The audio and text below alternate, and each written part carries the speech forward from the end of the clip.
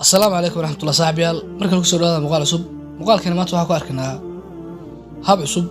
oo sawirada iyo muuqaalada asxaabtana nagu soo direen WhatsApp-ka aan uga ilaalin inay galaan galerigeena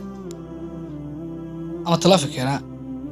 fadlan haddii aad ku cusubtahay kanalkan subscribe leh haddii aad hore u socotana like and share kuna soo dhawaada muuqaalka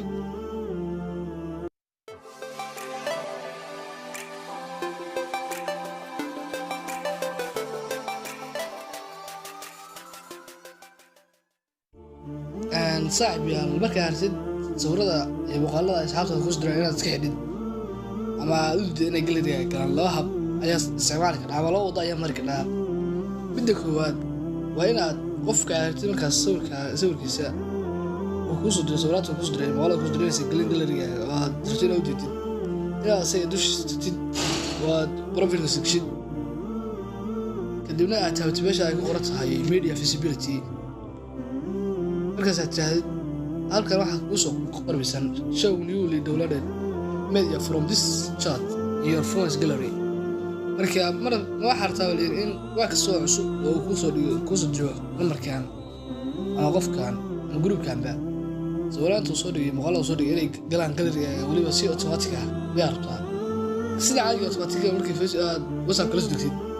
sidaan ayuu yahay marka aad iska xidid wax taabas halka ay ku qortaan no dib waxa dhayso okay hada marka dhiga qolkan wax kasta oo soo wariyay muuqaal kasta oo soo dhigo soo galmiyaan galeriga midda kale wadda labaad ee jira oo aan adeegsan karno iyadoo aad iyo saarta waa inaad maan saxaabtada ku jira muuqaalada iyo sawirantooda ay ku soo dirayaan aad ka helin inay galeriga galaan taasina waxa aad u sahlan waxa loo baahan markaa tagtid meeshaas ay ku qortay saddex dhibcood inaad tagtid kadibna aad meeshan sitka marka sitka tagtid oo sitka soo gudbid waxaad maanta meesha ku qortay chat marka tifaadid halkan media visibility oo off waa on ayaan ka wadaa off ayaad ka dhigaysaa